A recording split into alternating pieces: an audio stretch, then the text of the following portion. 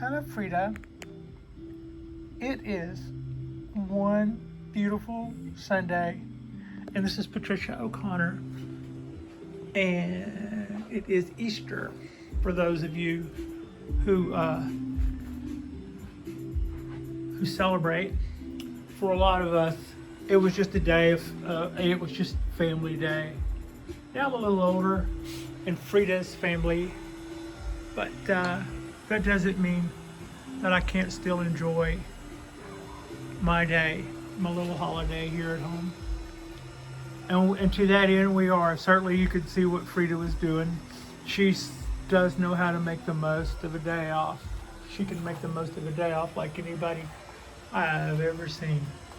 And to that end, I'm just going to do a little pan up and show you what I mean when I talk about how beautiful things are. Just as I pan up, we probably have a 5-mile-an-hour breeze just rolled through here. It is 56-ish, I would say. I think that's what I saw, and I would agree with that. That's what it feels like up here too. And the sky is beautiful. The pool is a little quiet. There are some people out there, but I think it's probably more of a family day for most people. But man, what a knockout. Last night I drug, this is the lemon cypress. This lemon cypress I found in the back seat of my car when I drove for Lyft a year and a half ago. I drove on Christmas because I knew people didn't want to drive on Christmas, and I knew that I didn't really have that to worry about. To me, it was just kind of like another day, but the tips might be better, and it would probably be busy because of the amount of people who would typically want to take Christmas off, and it was. And one of the last trips I did is I brought some young lady home from an office party, and I seem to remember her having that in her hand when she got in the car. And I also remember her being on the phone. And then the next day when I got in my car, this little baby was in the, actually I think it was a couple of days later, I found it in the floorboard, and it had already suffered quite a bit of dieback. So I placed it up on the bench close to where the Chinese wisteria is, and being in that small pot, every time the wind blew, it would blow over, and I kept finding it in the damnedest places. I forgot about it one time because it just appeared from the side, only to find it on the floor down there somewhere. That's why it had gotten out of sight. It had fallen down, and so every time that happened, it suffered more dieback. And I went, I just basically didn't want to throw this thing away, but I've never really thought lemon cypress. Yeah, that's.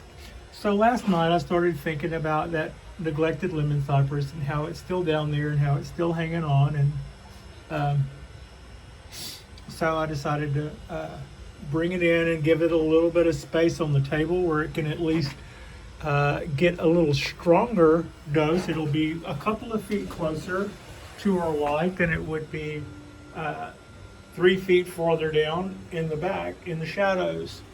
So and I did a little cut back of all the dead stuff that was on it and some of the green stuff that was on it that was getting lanky. There we see the carnage deer. We see the carnage can. And so that's what we have there. We have a little twin trunk lemon cypress, and all of those limbs were all just kind of pointed straight up. And I started giving them a little bit of a down treatment to get them to relax a little. And you can kind of see where I was a little successful at that. Maybe a little too successful at this one. We'll see if we get to keep it or whether or not I'm too aggressive. I've done that before. So anyway, we're just going to give this thing a shot up here in the light and see what it can do, and try to keep it maybe a little bit more cleaned up and tree looking, and maybe there's something to get excited about or not. And every time you do clip this back, it does sort of smell, the smell does remind me of lemon. I would say probably more like lemon soap. It has a really, really, really, uh, it kind of has a clean day smell to it, if you know what I mean. Uh, the other little guys are all looking really good. Here in our part of the Bay Area, a bougainvillea will do this. We'll do this all summer. You'll see these guys just using the bricks of the side of a building or something as lattice, and the whole side of it will be that spectacular color, and it will be that all summer. I was told that these are actually leaves. The only real the part that's actually the flower, are the little white parts in the center, but the rest of it, those purple leaves, they tend to last a really long time. So my question was, those are kind of big, if those were just regular leaves, I would say we need to probably shrink those leaves down some. But I don't really know whether or not I should clip those or not. I've already enjoyed them some. I know that if I allow the tree to, it'll probably just keep those all summer, all spring and all summer. I don't know if that depletes the tree or not. I know that does kind of kill the dimensions. It would look like a tree with enormous flowers coming out of the top of it, but I don't mind the color for sure. Here's a quick look at the ponderosa. I want to show those little needles coming out of there and how strong they look and how vibrant it looks. And I love this little ponderosa. This is Hoss. And it seems to be doing well, and I'm really happy to see that. It hasn't given me any reason to worry other than I haven't had a lot of show hen trees, and I really just want to make sure these guys stay happy. So yeah, that's a look at Hoss. Look at it's got copper wire on it. That was done by the person who collected it, I believe. And they did a really nice job. I sort of get it why copper would be show. So yeah, another little quick look at the other bald cypress. This guy could help me out maybe a little by bringing these branches down instead of trying to make them new leaders. But I've got one coming out of this way and one coming out of this way. If I were to give you a better look, the two trunks, this guy and this guy, this branch comes from the front larger trunk and this branch comes from the smaller one. It'd be nice to maybe, I'll let those get a little harder and a little farther along, and maybe throw a little wire to them to try to bring them down, or maybe use guy wires. And I also have a new guy wire trick that I've done before that I keep meaning to show you, but I haven't gotten it quite that ready yet. What on earth could she be talking about? I'll show you, but probably not today. So yeah, I'll just entice you with that. And here's sweet potato, and sweet potato has so much promise as soon.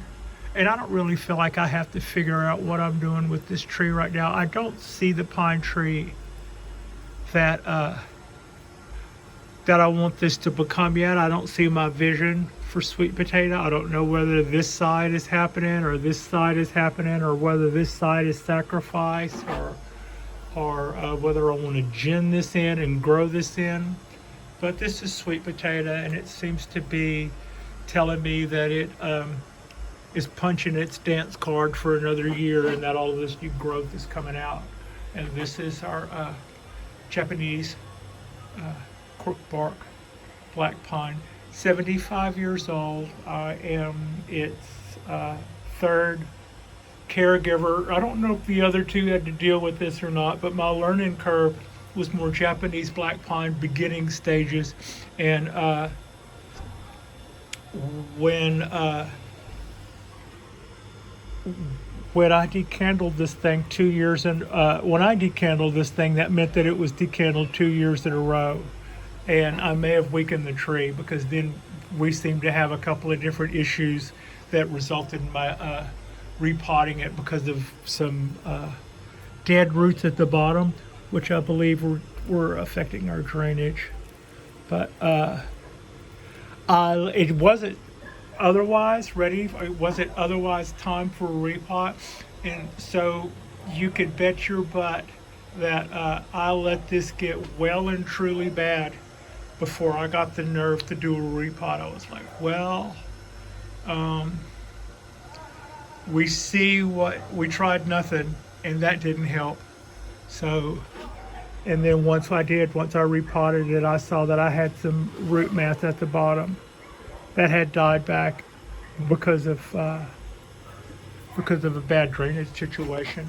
And then that exasperated the drainage situation, and I was suffering a weakened tree and a lot of dieback because of that. So afraid to do something, I did nothing, and that got that bad. But that's part of the learning process. And so that tree is on recovery. It's, basically got to get to hang out and get fed and get watered. And that's about it. We're going to let it get a little loose for a minute and just rest and recover. If I had a backyard, that would have been the time to put that in a flat, in one of those large flat containers, and with some moss, and just let the roots take off into that for a minute and recover. But I don't have a space for that. I don't have that recovery type space here. So basically it wasn't under potted. The root mass is still, it had been potted a year before I got it. So like I said, when I did my repot, it wasn't because the roots had expanded and we're trying to do some circle trick around the bottom. No, we just had a drainage issue, so I had to go in there and take care of it. So other than that, I don't really feel like it had to go in a larger container like what I was talking about. But if given the space, I would be doing that right now. This is where that tree would be. This would be in a larger container in moss, and just getting on the back burners for a minute, allowing everything to rejuvenate. We're doing that. We're just still doing that in our pot. So that's what takes us there to that. This other cork bark. This has the name cork bark for a different reason. Whereas my Japanese cork bark black pine had, or caught, if you will, something that causes the bark to do that, and they're not sure. From what I hear, they're not sure exactly how you do that. You can't propagate it.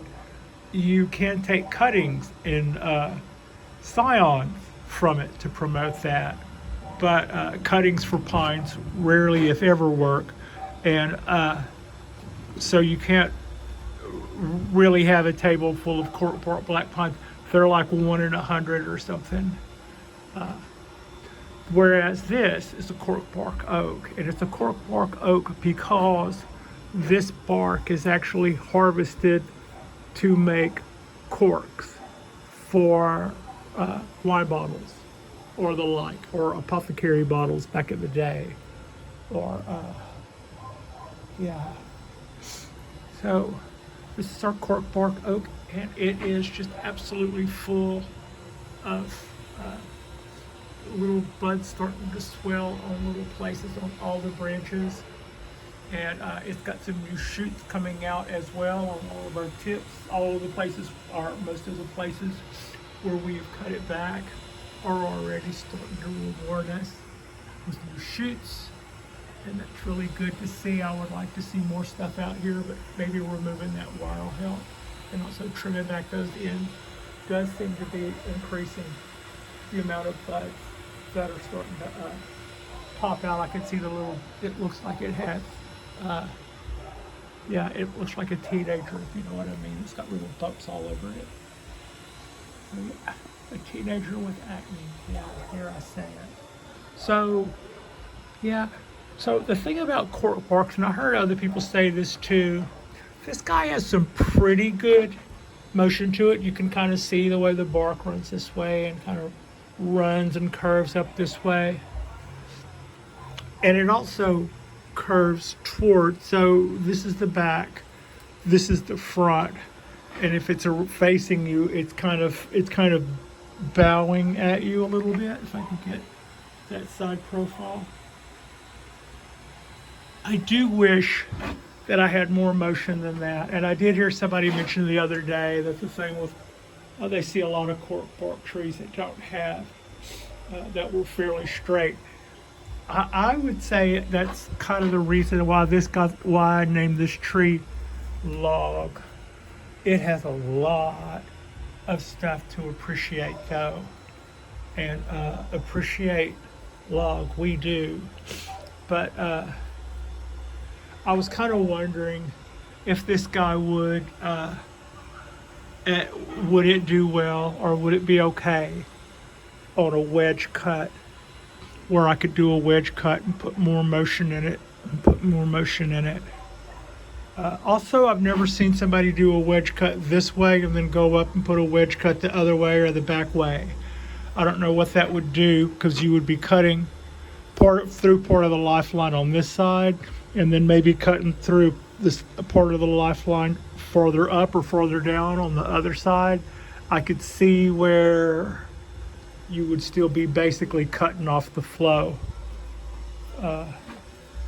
if it works that way. But that was something that I had thought about. Other than that, another little quick look at the dog redwood. It's just busting out with stuff, and like the cork bark pine, this guy is in recovery mode. You wouldn't know it from the look of foliage, except that all the foliage is going sort of the wrong way. And if we could see better what this stuff was coming out of, we would see that a lot of it is a little too thick. This was originally, I was doing a cathedral style until last summer, and I went, I wish I wouldn't have committed to a cathedral style. I love that. I love the taper of that trunk so much. We could just do something more traditional with this and totally get away with it. And that was about the same time it got powdery mildew and and kind of went dormant after that. It defoliated and said, we're just going to take the rest of the summer off, adios. It's nice to see it busting out all that stuff, and as soon as it really, really, really gets going great guns and starts making me some more branch choices, the happier I'll be, because that's what I'm looking forward to. Looking forward to some skinnier branch choices further down my trunk line. The trident maple is just flushing out, as just, as you can see, quite a bit, and just all kinds of going great guns. So it's taken to the fertilizing, it's taken to the feeding quite well, as has our wisteria.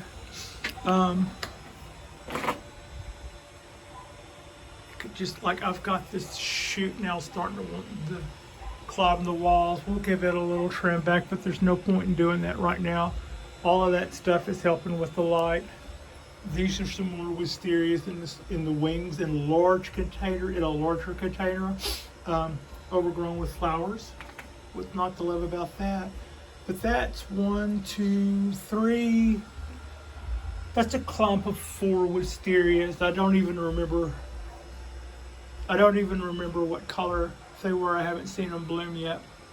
But so we have those growing and getting fatter. And that's also where that lemon cypress was. And it was just like last night, I was watching TV and I kept thinking about the little lemon cypress down there and going, wow, maybe we should pull that guy up and clean some of that brown crusty stuff off and trim it back. So that's kind of what we did there. Yesterday, while watching another fairly local bonsai enthusiast, they made mention of an organization that is in its infancy and just starting to get cranking. and I believe, if I remember, it's called the Purple Pot Society. And like I said, it's in its infancy. Maybe it isn't. It may not be perfectly defined yet, or but it's basically a bonsai association or group or organization. Clubs, I guess, would be the right word. That is for the empowerment of women, and I guess that's the hint to the purple pop. Maybe that's thought to be the feminine color. Not really sure, but I applaud that. Whatever it is they have going, I just want to absolutely say that I applaud whenever I see women in bonsai. This is one of those things where there is absolutely no reason for anybody, based on money or based on sex or based on some sort of affiliation. There is no reason to not enjoy bonsai. It is the opposite of, to me, it is the opposite of any or all of those other hang-ups. And it keeps you grounded, and it's something to have in common. You can have in common with other people when you seemingly sometimes don't think you have much else in common. So, yeah, I want to find out more about the Purple Pot Association. And I don't know near enough about him yet, but as soon as I actually heard about it yesterday, I want to find out more about that. Anyway, purple is also kind of fitting, goes back to a little tie-in to Easter. And I hope you are enjoying today. I hope wherever you are, you're with people that you love, and that if you have bonsai trees, that they are doing well and that you're enjoying the spring weather. Growing up in the part of the country I grew up in, I can typically remember Easter being a day where you would put on a suit for some reason and go visit relatives that you hadn't seen in a minute. And as a high-strung little kid, that it was just kind of a fidgety nightmare. Yeah. So, but that's also feelings of, that's kind of like warm feelings of family too. And I enjoy my family. I enjoy my family to this day. And I hope you are as well. Like and subscribe if you guys have not yet already. And we will be doing our next drop on, will be our Tuesday drop. And thank you so much for watching.